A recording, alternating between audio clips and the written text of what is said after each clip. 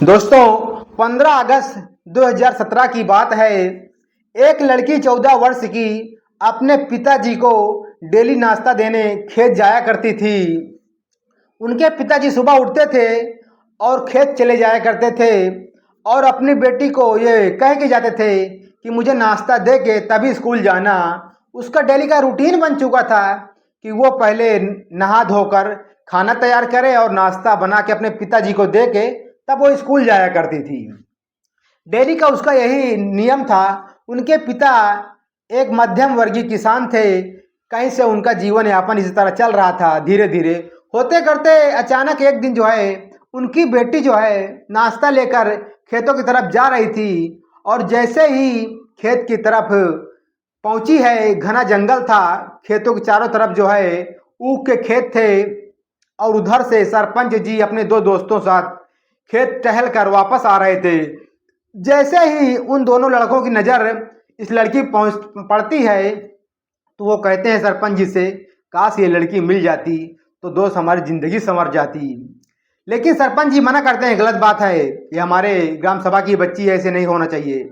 लेकिन फिर वो कहते हैं, सरपंच जी कौन जानेगा, यहाँ बहुत अच्छी लड़की है, अगर जीवन मिल जाती जीवन सुधर जाता, काश ये लड़की मिल जाती। बार बार प्रयास करने के बाद सरपंच जी का भी मन पिघल जाता क्योंकि लड़की दिखने में बहुत सुंदर थी। उनका भी जब दिल बहक जाता है तो वो भी सोचने लगते हैं काश मिल जाती। तो जैसे लड़की नज़दीक आ जाती है उन्हें पकड़कर वो जो है मुंह दाब कर ऊख के खेत में लेके चले जाते हैं और उनके साथ हैवानियत का काम करते हैं, रेप करते हैं, जघन्य घटना को अपराध देते हैं। लेकिन वो लड़की 14 साल की थी, इसलिए उनको नहीं, उनके साथ जो है सामंजस्य नहीं बिता पाई और वो बेहोश हो जाती है। जब बेहोश हो जाती है तो ये लोग छोड़कर उसे भाग जाते हैं। भाग जाने के बाद लगभग 2 घंटे बाद उसे होश जब आता है, होश आने के बाद जो है वो लड़की अपने पैरों पे खड़ी नहीं हो पा रही इस ढंग से। बड़ी कोशिश और मशक्क़त के बाद जो है, धैर्य के बाद जब वो लड़की अपने पैरों पर खड़ी होती है तो धीरे धीरे करके वो अपने पिताजी के खेत के पास पहुंचती है। जैसे पिताजी की नज़र पड़ती है और अपनी बेटी के ऊपर, वो तुरंत समझ जाते हैं कहीं ना कहीं कोई घटना, अप्रिय घटना मेरी बेटी के साथ घट चुकी है और उसके कपड़े भी फटे हुए हैं। वो पूछने की कोशिश करते हैं, लगातार पूछते हैं, लेकिन बेटी रोए ही जा रही थी, कुछ बता नहीं रही थी, सिर्फ रोए जा रही थी। काफ़ी कहने सुनने के बाद जो है बेटी ने बताया कि मेरे साथ जो है सरपंच जी ने बहुत हैवानियत की है जिससे मेरी ये हाल हो चुकी है, स्थिति बन चुकी है। अब वो सोचते हैं, किसान सोचता है कि सरपंच बहुत दबंग किस्म का आदमी है और हमारी कहीं सुनवाई नहीं होगी, हम गरीब जो ठहरे हैं, थाने जाएंगे तब भी हमें मारकर भगा दिया जाएगा, सुनवाई होगी नहीं। वो धैर्य बनाते हैं, कहते हैं जब कभी समय आएगा तो फिर देखा जाएगा, आज चलिए हम पहले लड़की का इलाज कराते हैं। वो अपनी को लड़की को लेके एक हॉस्पिटल जाते हैं, वहाँ इलाज कराते हैं। लड़की 2 दिन तक भर्ती रहती है। तीसरे दिन जब हालत में सुधार आता है, ठीक हो रही है, तो वो लड़की को लेकर अपने घर चले आते हैं और उसी दिन प्रण कर लेते हैं कि अब हमें इस गांव में नहीं रहना है, नहीं कभी भी फिर हमारी लड़की का सामना उससे होगा तो फिर यही गंदी हरकत से उसे देखेंगे और उसके साथ घिनौना कृत्य करेंगे। वो उसी दिन अपना खेत घर द्वार सब बेचकर दूसरे गांव में जाकर रहने लगते हैं। और तो कहानी में आगे बढ़ने से पहले बस आपसे एक ही रिक्वेस्ट है कि चैनल को सब्सक्राइब कर दीजिए और वीडियो को लाइक कर दीजिए। कहानी बहुत ही इमोशनल है, आपको जरूर कुछ सीख देगी, इसलिए वीडियो में अंत तक बने रहिए। दोस्तों ये कहानी आज उत्तर प्रदेश के मेरठ जिले से है। एक मध्यम वर्गीय किसान जिनका नाम हल्कू होता है, वो अपनी 2 बच्चों के साथ जो है जीवन यापन कर रहे थे। उनकी एक बेटी पायल जो 14 वर्ष की होती है और एक बेटा रघुवीर जो 10 वर्ष का होता है। बेटी पायल का काम था कि वो सुबह सुबह अपने पिताजी को खेतों में नाश्ता देना, उसके बाद स्कूल जाना होता है। और वो प्रतिदिन के हिसाब से एक दिन जो है जब स्कूल जाने के समय तैयार होती है कि पहले मैं नाश्ता दे के आऊँ तब स्कूल जाऊँगी, और जैसे ही वो दिन आता है, वो जैसे ही निकलती है तो रास्ते में पहुंचने से पहले ही उसे एक सरपंच से भेंट हो जाती है। सरपंच उधर खेत की तरफ से टहल कर वापस आ रहा था। उसकी नज़र जैसे ही पड़ती है तो उनके दो लोग और रहते हैं, वो कहते हैं खास ये लड़की हमें मिल जाती तो हमारा जीवन संवर जाता, जीवन बदल जाता, बहुत अच्छा रहता। लेकिन सरपंच जी मना करते हैं। लेकिन उसके बाद जो है वो बार बार सरपंच से कहने लगते हैं कौन हमें यहाँ देख लेगा, आइए, अगर मिल जाती लड़की तो काश कितना अच्छा होता। फिर उसके बाद जो सरपंच का दिल पिघल जाता है और वो लड़की को लेकर जब पास आ जाती है उसको पकड़कर गन्ने के खेत में ले जाते हैं और उसे दरिंदगी करते हैं। लेकिन लड़की जो है अंत में बेहोश हो जाती है, क्योंकि 14 वर्ष की लड़की कैसे उसको संभाल पाएगी उन तीनों को, और वो बेहोश हो जाती है। बेहोश होने के बाद वो वहीं पे छोड़ के भाग जाते हैं। जब उसको होश आता है, होश आने के बाद जो है वो अपने पिताजी हल्कू राम के पास पहुंचती है। तो जब वो घटना को देखते हैं तो तुरंत समझ जाते हैं कोई अप्रिय घटना हमारी बेटी के साथ घट चुकी है। बेटी रोए जा रही थी, वो बार बार पूछे जा रहा था, लेकिन जो है बेटी बात बहुत देर बाद बताती है कि एक सरपंच जो है धर्म सिंह सरपंच हैं, वो हमारे साथ गंदी हरकत किए हैं और मैं बेहोश हो गई हूँ, उन्होंने ये हाल मेरा किया है। फिर हल्कू सोचते हैं कि देखिए धर्म सिंह बहुत बड़ा आदमी है, उसके सामने हमारी कहीं सुनवाई नहीं होगी, वो दबंग किस्म का आदमी है और उसकी थाने में भी चलती है, नेताओं से भी पड़ती है, हमारी कहीं शिकायत होगी नहीं। तो इससे अच्छा शांत रहो, इसी में भलाई है। और पहले हम लड़की का इलाज कराते हैं। तो लड़की का इलाज कराते हैं। इलाज कराने के बाद 2 दिन लड़की भर्ती रहती है। भर्ती होने के बाद जब ठीक होती है तो उसको लेकर घर वापस आते हैं और उसी दिन प्रण कर लेते हैं कि आज से इस गाँव में नहीं रहना है। सारी प्रॉपर्टी बेच कर बगल गांव में जाकर जो है वो अपना एक आशियाना छोटा सा बनाते हैं और वहीं जो है दूसरा काम करने लगते हैं। उन्हें जो है जब सफलता आगे मिलती है तो उसी तरह बढ़ जाते हैं आगे। और लड़की तब तक कुछ भूल चुकी थी, वो अपने जीवन में अगले लक्ष्य को पाना चाहती थी और उसका एडमिशन हाई स्कूल में करा दिया जाता है।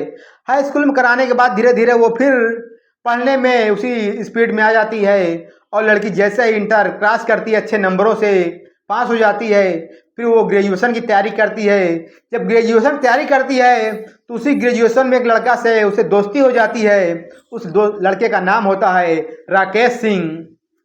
धीरे धीरे वो दोस्ती प्यार में बदल जाती है। जब प्यार में बदल जाती है तो धीरे धीरे पता चलता है कि वो लड़का राकेश सिंह उसी सरपंच का लड़का है, धर्म सिंह का, जिसने मेरे साथ बलात्कार किया था।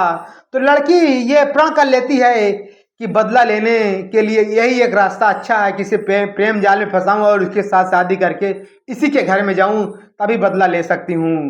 और वो फिर प्रेम जाल में इतना जकड़ लेती है कि ग्रेजुएशन पास करते करते इन दोनों की बात शादी तक होने लग आ जाती है। जब शादी की बात आ जाती है तो राकेश सिंह अपने पिताजी से कहता है कि मुझे शादी करना है, मैं एक लड़की देखा हूँ जो मुझे बहुत ही पसंद है, आप भी देख लीजिए अगर देखना चाहते हैं तो। उसका पिताजी कहता है ठीक है, हमें लड़की दिखाओ, अगर पसंद होगी तो हम तुम्हारी शादी करवा देंगे। इधर इकलौता लड़का होता है राकेश सिंह अपने पिता का, उधर लड़की भी, एक भाई एक बहन होते हैं जो पढ़ने में बहुत तेज तर्रार थी। और जब इधर उसका पिताजी जाता है धर्म सिंह देखने जाता है लड़की, तो लड़की काफ़ी सुंदर थी, लेकिन वो भूल चुका थी 14 साल पहले 6 साल पहले हमने जिस लड़की को रेप किया था ये वही लड़की है, क्योंकि वो देखने में काफ़ी सुंदर थी और अच्छे कच्चे लंबे लंबे बदन चरहरे बदन की थी और उसे देखकर जो है वो पसंद कर लेता है। दोनों की पक्की पॉलिश हो जाती है। अगले 6 महीने बाद दोनों की शादी करा दिया जाता है। जब शादी करा दिया जाता है तो शादी कराने के बाद जो है जब लड़की अपने ससुराल आ जाती है तो वह उसी दिन से मौका तलाशने लगती है। होते करते 6 महीने बीत जाता है। 6 महीने के बीत जाने के बाद एक दिन ऐसा आता है कि सोचता कि जब तीनों लोग इकट्ठा होंगे तभी मैं बदला लूँगी। और एक दिन ऐसा समय आता है कि वो दोनों दोस्त उसके और वो सरपंच जी इकट्ठा होते हैं और उनका बेटा जो है किसी काम से लखनऊ चला जाता है। जब लखनऊ जाता है तो उसका जो है वही जो है पिताजी रहते हैं और 2 उनके दोस्त आ जाते हैं। वो जो है शराब की पार्टी कर रहे थे, क्योंकि दबंग बड़े आदमियों का ये ऐसा ही काम होता रहता है। तो जब वो शराब की पार्टी करते तो अपनी बेटी से मतलब बहू से बोलते हैं कि बेटी हमें कुछ पानी दे दीजिए पीने के लिए। तो वो पानी में जहर मिला देती है। जहर मिलाने के बाद वो पानी अपने ससुर जी को दे आती है। जब तीनों लोग पार्टी कर रहे होते हैं तो उसी में उसको जो है मिलाकर जो है पी लेते हैं। पीने के बाद जो है धीरे धीरे जब उनको नशा चढ़ने लगता है तो वो लड़की कहती है कि याद कीजिए मैं वही लड़की हूँ जिससे आपने 6 साल पहले बलात्कार किया था उस ऊख के खेत में। मैं वही लड़की हूँ, याद कीजिए। जब उनको ये चीज़ याद आता है, लेकिन अब वो कुछ कर भी नहीं सकते। धीरे धीरे उनका जो है जहर का नशा बहुत तेजी से चढ़ रहा था और उनकी तड़प तड़प कर वहीं पर तीनों की मृत्यु हो जाती है। मृत्यु होने के बाद जब उनका लड़का आता है तो वो लड़की हंसती रहती है। पूरे गांव के लोग इकट्ठा हो जाते हैं, आखिर लड़की ने मारा, क्या बात है। पूरे गांव में हड़कंप मच जाता उस समय। फोर्स आ जाती है, तीनों का जो है पोस्टमार्टम भेज देते। पोस्टमार्टम रिपोर्ट आती तो उन्हें जहर की पुष्टि होती कि शराब पी रहे थे, शराब में ही जहर था। जहर की पुष्टि होती है, लेकिन उसको जो है सब लोग ये पता है कि इसकी पतोहू ने मारा है, इनकी जो बहू है उसी ने जो इनको जहर दिया है, क्योंकि वो हंसती रहती है कि आज बदला पूरा हुआ है। जब उसको पुलिस जो है पकड़ के थाने ले जाते हैं, उससे पूछताछ करते हैं, तो पूछताछ करने में वो सारी जो है हकीकत बयां करती है कि 6 साल पहले मैं अपने पिताजी को खाना देने जा रही थी और रास्ते में ये तीनों घूम कर वापस आ रहे थे। मेरे साथ गैंग रेप किया था, हैवानियत को मेरी ज़िंदगी करके तार तार किया था। मैं उसी का बदला लेने के लिए आज जो है इन्हें बदला पूरा हुआ है मेरा। आप चाहे जो भी मुझे सज़ा दे सकते हैं। हालांकि कानून ने उन्हें अपने हिसाब से सज़ा देता है, उनको जेल भेज देता है। हाँ, कोर्ट में अब भी ये केस चल रहा है। ये मामला जो है 19 अगस्त 2024 को पकड़कर जो है उन्हें जेल में भेज दिया गया। उनके खिलाफ मुकदमा अब भी चल रहा है। दोस्तों, इस कहानी से का मकसद हमें किसी को ठेस पहुंचाना नहीं है, बल्कि आपको जागरूक करना है कि उस लड़की ने क्या सही किया है या गलत किया है। आप लोग कमेंट के माध्यम से ज़रूर बताइएगा। कानून अपने हिसाब से सजा देगा, लेकिन लड़की ने बदला लिया कि उसके साथ जो है हैवानियत किया गया था और उसी का उन्होंने बदला लिया है। अब आप लोग कमेंट में बताएं कि लड़की सही किया है या गलत किया है। प्रशासन का जो काम है वो अपना काम करेगा, लेकिन वो लड़की जमानत पर बाहर आ जाती है और अपने घर में राकेश सिंह के साथ अब भी रह रही है, क्योंकि वो लड़की गलत नहीं है, लेकिन प्रशासन के नज़रों में वो गलत है और उसे उसका जो है जो भी सज़ा होगी वो मिलेगी। लेकिन कानूनी तौर पर वो अभी जमानत से बाहर है, वो हंसी खुशी अपना जीवन व्यतीत कर रही है। दोस्तों, आप लोग कमेंट में बताइए कहानी कैसी लगी। अच्छी लगी हो तो लाइक करें, शेयर करें, कमेंट करें। फिर मिलते हैं किसी अगली स्टोरी में। आप सभी को तब तक के लिए धन्यवाद। जय हिंद, जय भारत।